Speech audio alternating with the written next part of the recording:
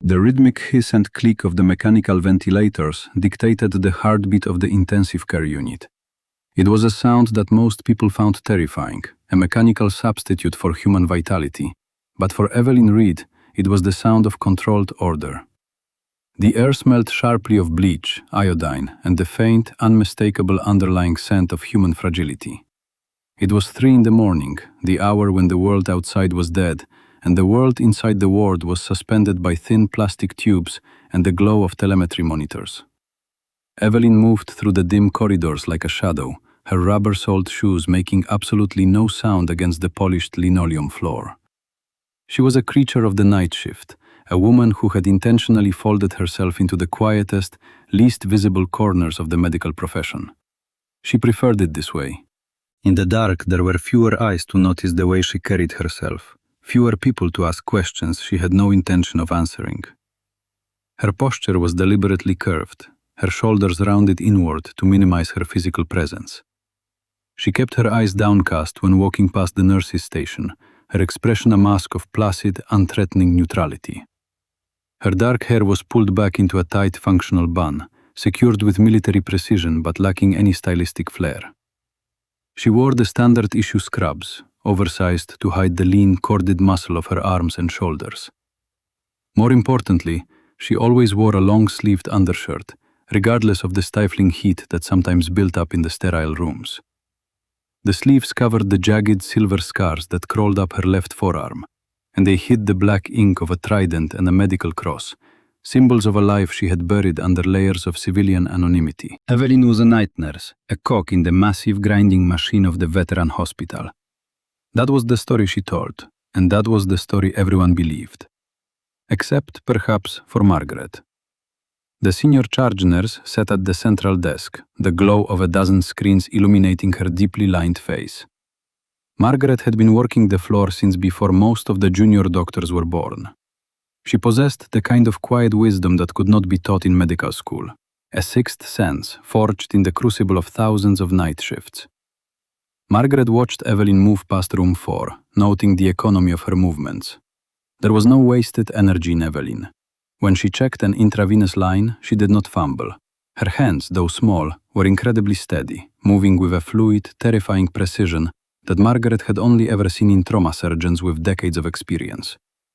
But Evelyn never boasted. She never offered an opinion unless directly asked, and even then her answers were clipped, functional, and devoid of ego. Margaret knew that Evelyn was hiding something, but the older woman respected the sanctuary of the night shift too much to pry. She just watched, and she waited. The fragile peace of the ward was shattered by the sharp, echoing clatter of hard leather shoes stepping out of the elevator. The sound was aggressive, demanding attention, completely out of place in the hushed environment. Evelyn did not need to look up to know who it was. The heavy, measured footfalls belonged to Dr. Julian Vance, the chief surgical resident. Vance was a man who wore his authority like a brightly colored suit. He was tall, impeccably groomed even at this hour, with a jawline that belonged on a billboard and eyes that constantly scanned the room for an audience. He believed implicitly in the hierarchy of the hospital, a rigid pyramid with himself positioned comfortably near the absolute peak. To Vance, nurses were merely the hands that carried out his brilliant orders, functional but fundamentally replaceable. He thrived on the drama of medicine, but only when the script was written in his favor. Vance strode to the central desk, slapping a heavy metal chart down onto the counter with a loud metallic crack. Margaret did not flinch, though her eyes narrowed slightly behind her reading glasses. Evelyn, standing near the medication dispensary, paused her task, her back turned to the doctor. Her jaw clenched tight, a subtle tightening of the masseter muscle that was the only outward sign of her irritation. She focused on the small glass vials in front of her, counting them with deliberate slowness to keep herself grounded. "I need eyes on bed 7, Margaret," Dr. Vance announced, his voice booming across the quiet ward. He did not say please. He rarely did. "Colonel Thomas Arrington. I just put him out of a marathon abdominal reconstruction. Nasty business. Shrapnel from a tour in Fallujah finally decided to migrate and clip a mesenteric artery. I had to resect a foot of bowel and tie off the bleeders. It was a masterpiece of a save, if I do say so myself." Margaret picked up the chart, scanning the post-operative notes with a critical eye. His blood pressure is trending low, Dr. Vance, and his heart rate is elevated. That is not an ideal combination for a man of his age post-surgery.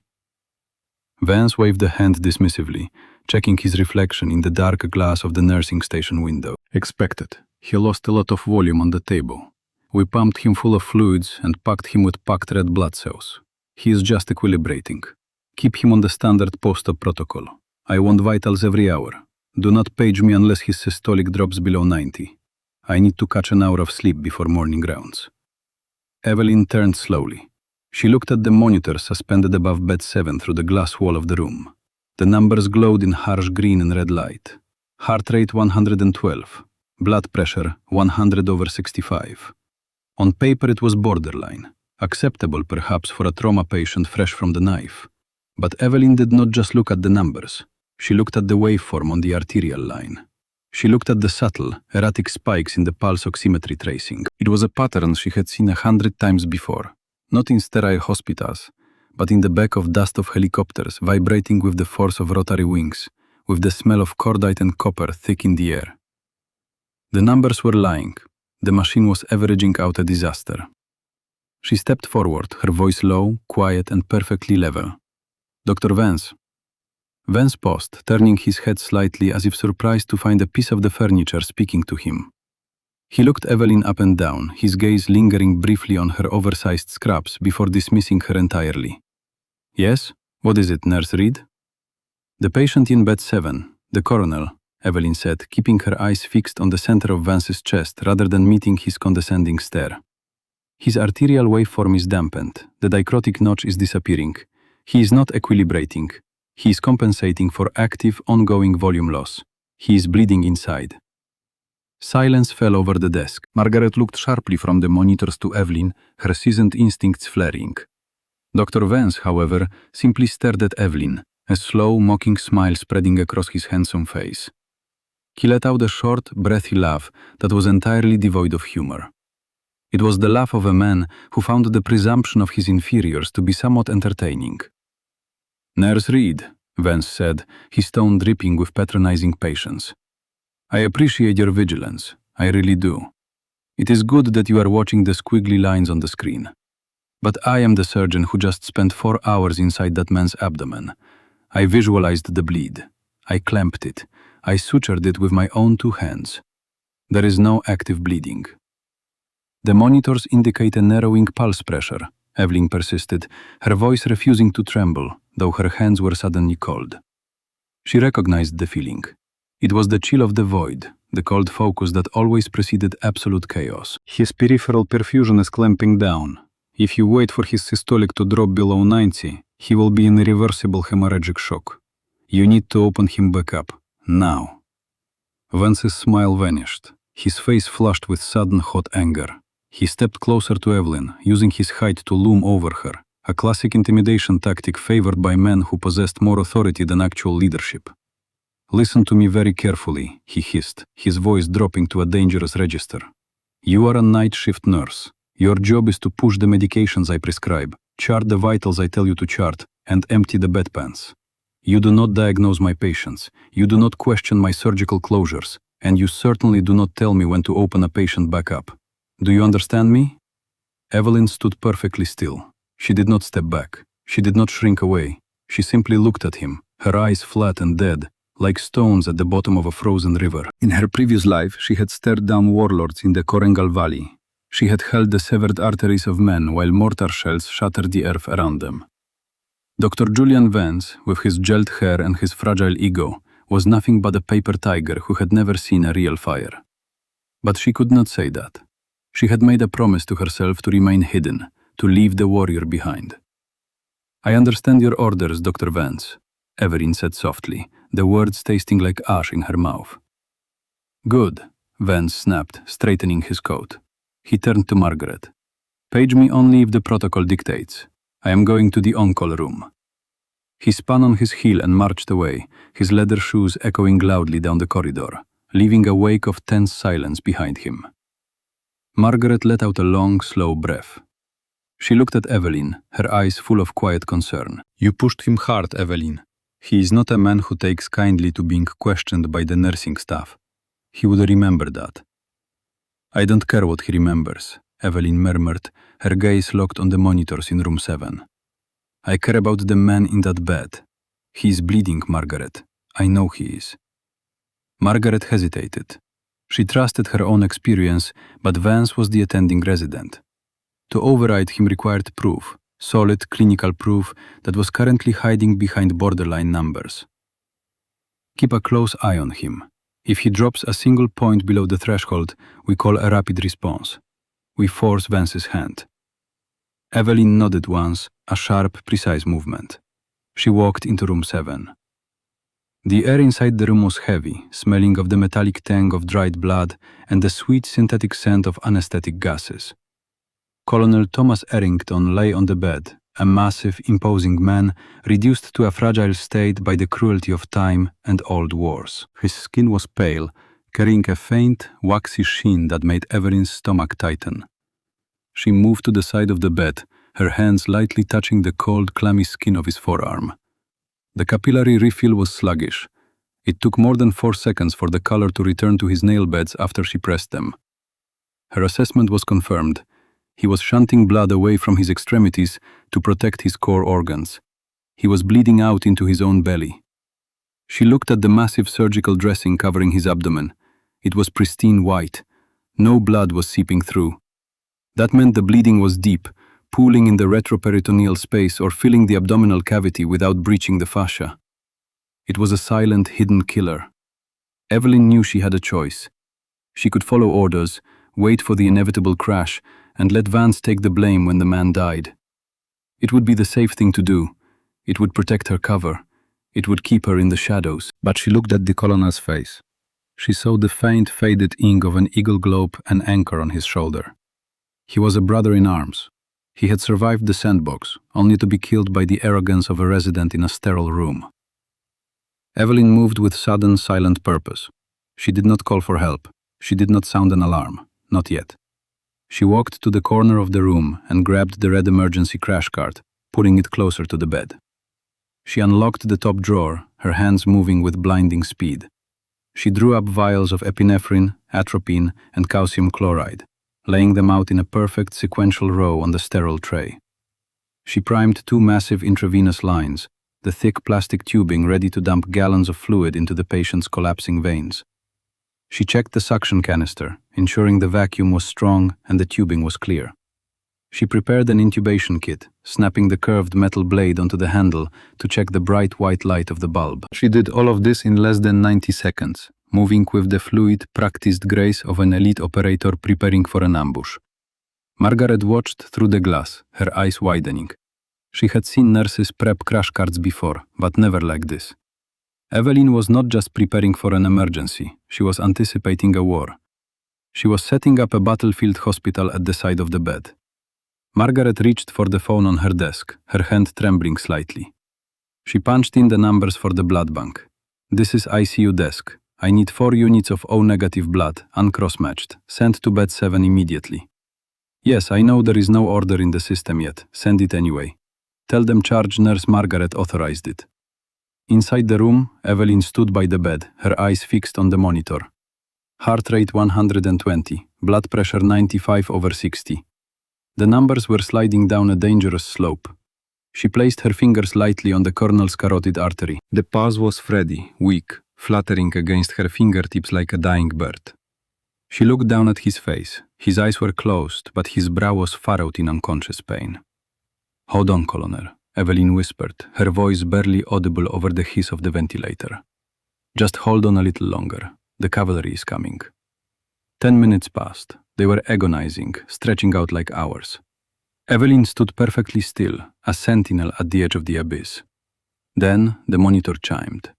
It was a soft, polite sound, completely inadequate for the disaster it was announcing. Blood pressure 88/50, heart rate 135. The threshold had been crossed. Evelyn hit the blue code button on the wall. The silent word was instantly shattered by the blaring, high-pitched wail of the emergency alarm. The strobe lights above the door began to flash in frantic, blinding bursts. The hospital sprang into chaotic life. Margaret was the first one through the door, pushing the heavy bags of O-negative blood. "I paged Vance," she shouted over the alarm. "He's on his way." "Hang the blood," Evelyn commanded. Her voice had changed. The quiet, meek tone of the night nurse was gone.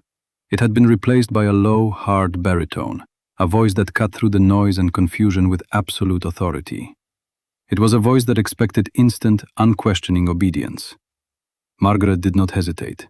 She spiked the blood bags and squeezed them, forcing the dark red fluid into the pressure infusers. The doors burst open again, and Dr. Vance sprinted into the room, his white coat flapping behind him. His hair was slightly disheveled, and his eyes were wide with a mixture of sleep and sudden panic. "What happened?" he demanded, pushing past Margaret to get to the monitors. "He was fine. I checked him 20 minutes ago." "He dropped his pressure," Evelyn stated, her hands already moving to open the 4 lines to maximum flow. "He is in hemorrhagic shock. The abdomen is distended and rigid. The surgical site has failed." Vance stared at the monitors, his mouth opening and closing like a fish out of water. No, that is impossible. My knots were perfect. My closure was flawless. It must be a pulmonary embolism, or a myocardial infarction. Push a milligram of epinephrine. Epinephrine will clamp down his peripheral vessels and starve his remaining organs, Evelyn snapped, her eyes flashing with cold fire. He does not need pressors. He needs volume, and he needs surgical control of the bleeding. We need to open his abdomen right now. "Are you insane?" Vance shouted, his voice cracking with hysteria. "We cannot do a bedside laparotomy in an ICU. It is not sterile. It is against every protocol in the hospital. We need to transport him to the operating room." "He will not survive the transport," Evelyn replied, her voice dropping to a terrifyingly calm register. "His pressure is 60/40. He is actively dying, Dr. Vance. You need to cut him open, find the bleeder, and clamp it. Now." Vance looked down at the patient, then at Evelyn, then back to the monitors. The numbers were in freefall. The alarms were screaming. The room was closing in on him. He was a man who had built his entire career on textbook cases, on controlled environments where he held all the cards. Faced with raw, unscripted chaos, the foundation of his arrogance crumbled into dust. His hands began to tremble violently. He reached for the sterile tray Evelyn had prepared, but his fingers slipped. He knocked a pair of forceps onto the floor with a sharp clatter. I can't," Vance stammered, his face draining of all color. "I need the attending. I need Dr. Harris. Page the chief of surgery. I cannot do this here." "The chief is 20 minutes away," Margaret yelled, her hands slick with the condensation from the blood bags. "He will be dead in 3. Vance took a step back, his back hitting the wall. He was hyperventilating, his eyes wide and unseeing. The paper tiger had caught fire, and he was burning down to nothing. He crossed his arms over his chest, a defensive, pathetic posture, and simply froze. The man who had demanded total obedience was now entirely paralyzed by fear. Evelyn looked at Vance. She saw the terror in his eyes, the complete abdication of responsibility. She felt a familiar, icy calm settle over her entire body. The switch, the one she had tried so hard to bury, flipped with a resounding, metaphorical crack. The quiet night nurse vanished. In her place stood Chief Petty Officer Evelyn Reed, Special Operations Independent Duty Corpsman. She moved. She did not ask for permission. She grabbed the sterile surgical gown from the cart and threw it over her scrubs, snapping the gloves onto her hands with violent speed. She stepped up to the side of the bed, physically shoving Dr. Vance out of the way with her shoulder. He stumbled back, shocked, but offered no resistance. "Margaret, push sedation and paralytics," Evelyn commanded, her voice ringing like struck steel. "Keep that blood flowing, squeeze the bags, do not stop until I tell you." Margaret nodded, her own hands moving rapidly to execute the orders. She did not question why a nurse was taking command of a surgical crisis. She only knew that the woman in front of her was the only person in the room who was not afraid. Evelyn grabbed the scalpel from the tray. She did not hesitate. She placed the blade at the top of the pristine surgical dressing and sliced downward in one brutal fluid motion, cutting through the bandages, the tape, and the fresh sutures beneath. The moment the tension on the fascia was released, the wound exploded. A geyser of dark arterial blood erupted from the abdomen, splashing across Evelyn's gown and hitting the plastic face shield she had hastily pulled down. The smell was instant and overpowering, the heavy metallic stench of massive blood loss. The bed was instantly soaked in crimson. Vance let out a strangled cry and turned away, dry heaving into the corner sink. Evelyn did not flinch. She plunged both of her hands directly into the open, bleeding cavity of the colonel's abdomen. The blood was hot, slippery, and blinding. She could not see the bleeder. The volume of blood was too massive. She had to rely on touch, on the deep, ingrained memory of human anatomy burned into her brain by years of combat trauma. She navigated through the sleek coils of intestines, her fingers searching frantically for the source of the pulsing pressure. "Pressure is dropping," Margaret called out, her voice tight with fear. 50 over pulp. He is slipping away, Evelyn." "I am on it," Evelyn grunted, her muscles straining as she dug deeper. She found the site of the previous surgery. She felt the knot Vance had tied. It had slipped completely off the artery, a catastrophic failure of basic surgical technique. The vessel was spraying blood like a severed fire hose directly into the retroperitoneal space. Evelyn's fingers clamped down hard on the slippery, pulsing artery. She squeezed it against the rigid structure of the spine, using brutal mechanical force to stop the flow of blood. The geyser instantly subsided to a slow, dark welling. "Got it," Evelyn breathed, her arms buried to the elbows in the patient. "I have distal control. Margaret, give me a Kelly clamp. Large. Now." Margaret slapped the heavy metal clamp into Evelyn's waiting hand. Evelyn did not look down. She guided the clamp down the length of her own arm, sliding it along her fingers until she felt the jaws bracket the severed artery. With a sharp, precise twist of her wrist, she locked the clamp into place. The bleeding stopped completely. "Clamp is secure," Evelyn said, her voice completely devoid of emotion. It was a tactical report. "Margaret, suction. Clear the field so I can see what I am doing." Margaret grabbed the thick plastic suction tubing and thrust it into the abdomen. The machine roared, rapidly draining the pooled blood into the glass canisters on the wall. As the Red Sea receded, the surgical field became visible. The massive mesenteric artery was clamped tight, the metal jaws holding the line between life and death. "Pressure is coming up," Margaret announced, a note of profound relief breaking through her professional tone. 70 over 40. 80 over 50. The blood is working. You stopped it, Evelyn. You actually stopped it. Evelyn did not relax. The clamp was a temporary fix. It would not hold during a transport to the operating room. She needed to tie it off, and she needed to do it permanently. She looked at the surgical tray. The standard silk sutures were too delicate for a vessel this large and compromised. She needed something stronger, something designed for massive trauma. "Vance!" Evelyn barked, not looking up from the wound.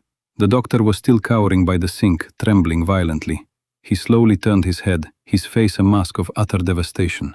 "Vance, get over here," Evelyn commanded. It was not a request. "I need you to hold this clamp.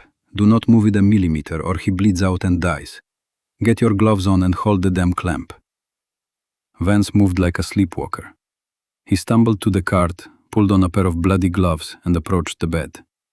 He reached out with shaking hands and grasped the metal handles of the Kelly clamp. He looked terrified, like a child holding a live grenade. "Do not move," Evelyn warned him, her eyes locking onto his with terrifying intensity. "Breathe through your nose. Lock your elbows." Evelyn turned back to the tray. She bypassed the delicate surgical needles and grabbed a thick, heavy-duty Prolene suture, the kind usually reserved for closing tough fascial planes. She loaded it onto the needle driver with a sharp click. She moved back to the abdomen. What followed was a display of technical brilliance that defied the sterile, measured protocols of civilian medicine. Evelyn did not use the delicate, precise movements taught in medical school. She used a technique born in the dirt, under fire, where speed was the only currency that mattered. She threw the heavy needle through the tough tissue surrounding the artery, biting deep to ensure the stitch would not tear through. She pulled the thick blue thread through the bloody field, her hands moving in a blur of practiced motion. She did not tie a stand-up surgical knot. She tied a modified, locking figure-8 suture, a specific knot designed by combat surgeons to hold massive arterial pressure when there was no time to be delicate. She threw the loops with violent, precise jerks, cinching the heavy thread down tight against the vessel. She tied 6 throws in rapid succession, locking the knot down so hard the thread hummed with tension. "Release the clamp," Evelyn ordered. Vance slowly opened the jaws of the clamp and pulled it away. Evelyn held her breath, her eyes fixed on the sight. The artery pulsed heavily with the beating of the man's heart. The knot held. Not a single drop of blood escaped the closure. The repair was ugly, thick, and brutal, but it was absolutely, undeniably secure. "Pressure is 95/65, Margaret reported, her voice filled with awe. "Heart rate coming down. He is stabilizing." Evelyn let out a slow, controlled breath. The adrenaline, which had been carrying her through the crisis, began to recede, leaving behind a deep, bone-weary exhaustion. She stepped back from the bed, stripping off the blood-soaked gloves and gown. She tossed them into the red biohazard bin with a heavy thud. She looked down at her scrubs. They were stained, but her hands were steady. The doors to the ICU burst open again. This time it was not a resident. It was Dr. Richard Harris, the chief of surgery, a man whose reputation commanded absolute respect throughout the entire hospital network. He was older, silver-haired, with piercing blue eyes that missed absolutely nothing. He took in the scene in a fraction of a second. The blood on the floor, the open abdomen, the pale, trembling figure of Dr. Vance, and the quiet, stoic stance of Nurse Reed. Dr. Harris marched straight to the bed, ignoring Vance completely. He leaned over the patient, inspecting the open surgical field. He looked at the massive, thick blue knot securing the major artery. He stared at it for a long time. The silence in the room was heavy, thick, like the air itself was holding its breath. Harris slowly straightened up. He turned around, his gaze sweeping over the 3 people in the room. His eyes bypassed Margaret, dismissed Vance, and locked onto Evelyn. "Who stitched this, Colonel?" the chief snapped, his voice echoing loudly in the quiet room. Every eye turned to the quiet night nurse. Dr. Vance swallowed hard. He opened his mouth, perhaps to formulate a lie, perhaps to claim that he had recovered and performed the heroic save. But the words died in his throat. He looked at the blood on Evelyn's scraps, at the cold, unyielding strength in her posture, and he knew that any lie would instantly crumble. He was a broken man, stripped of his illusions. He pointed a trembling finger at Evelyn. "She did," Vance whispered, his voice cracking. "Nurse Reed did it." Dr. Harris walked slowly over to Evelyn. He stopped a few feet away, studying her face with intense scrutiny. Evelyn met his gaze evenly. She did not look away. She did not try to hide. The time for hiding was over. "That is not a standard closure," Dr. Harris said, his voice dropping to a conversational, almost intimate tone. "That is a locking figure 8 with a heavy proline bite. It is ugly, it is brutal, and it is the only reason this man is alive right now. I have only ever seen that specific knot tied by trauma surgeons who spent time in forward operating bases." Evelyn remained silent. Harris took a step closer. He looked down at Evelyn's left arm. In the chaos of the intervention, the sleeve of her oversized undershirt had been pushed up, revealing the dark ink of the trident and the medical cross, framed by the jagged silver scars of shrapnel. Harris's eyes widened slightly. A look of profound realization washed over his face. He slowly reached into the breast pocket of his white coat and pulled out a small, worn leather notebook. He flipped through the pages until he found what he was looking for. "5 years ago," Harris said softly, his voice carrying the weight of shared history. "I was a consulting surgeon at Landstuhl Regional Medical Center in Germany. We received a bird from a classified operation in the Helmand province. A team had been hit hard. The medic on that team had kept 3 men alive with catastrophic injuries during a 12-hour firefight. When they wheeled the men into my operating room, I saw field repairs that defied medical logic. I saw a subclavian artery clamped blind and tied off with parachute cord. I asked the commander who the medic was. Harris closed the notebook and looked Evelyn dead in the eye. He told me her call sign was Valkyrie. He told me she was the finest trauma operator he had ever seen. And he told me she had been medically discharged because she took a piece of mortar shrapnel to the arm while shielding a wounded Marine. The silence in the room was absolute. Margaret stared at Evelyn, her mouth slightly open. Dr. Vance looked like he had been struck by lightning. He realized with crushing clarity the magnitude of the person he had been treating like a servant. "It is an honor to finally meet you, Valkyrie," Dr. Harris said, his voice thick with genuine respect. He did not offer his hand. Instead, he gave her a sharp, perfectly executed nod, a gesture of deep, professional reverence. Evelyn felt a strange tightness in her chest.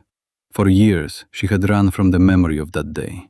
She had buried the trauma, the noise, the blood, and the loss beneath the sterile routine of the night shift. She had tried to become invisible because being seen meant remembering the pain.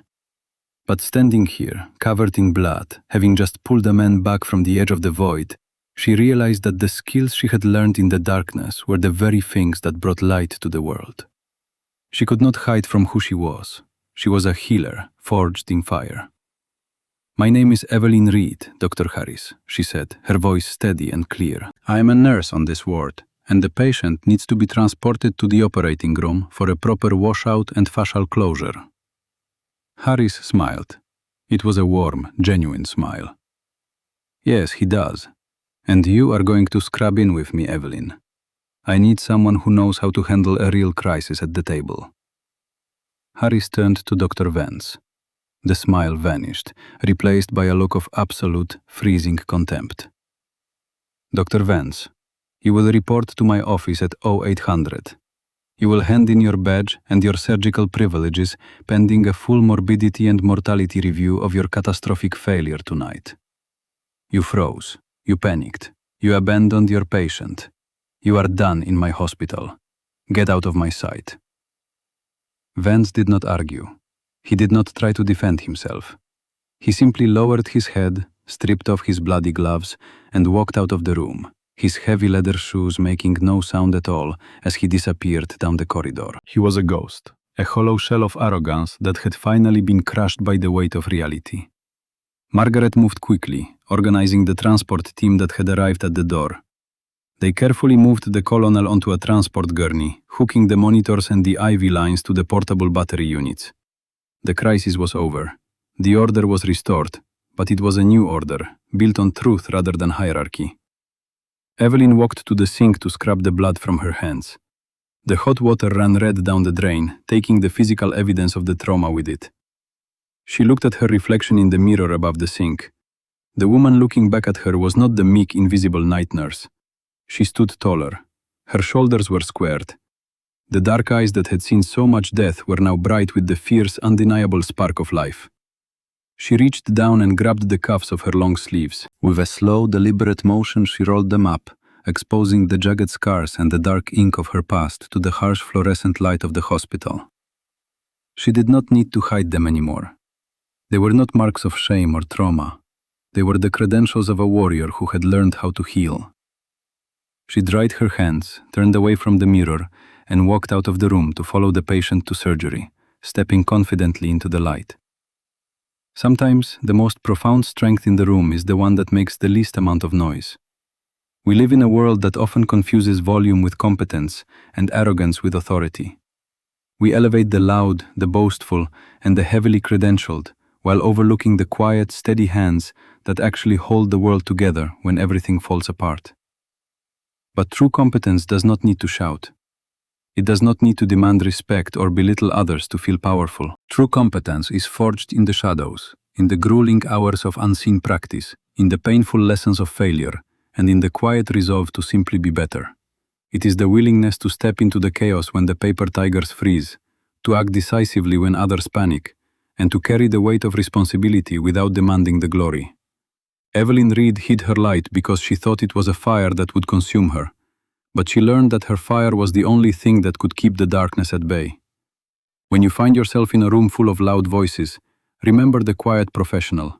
Remember that the deepest waters run completely silent, and the sharpest blades do not need to boast of their edge. They simply perform when called upon. Have you ever had to step up when the designated leader completely failed?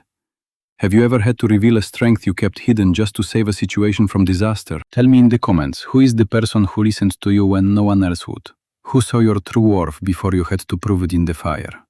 If this story of quiet strength and profound vindication speaks to you, tap that like button. Leave a comment sharing your own experiences of hidden competence. Subscribe so you never miss the next story of everyday heroes stepping out of the shadows. Share this video with someone who needs a reminder that their quiet dedication does not go unnoticed. See you in the next one. Don't go anywhere.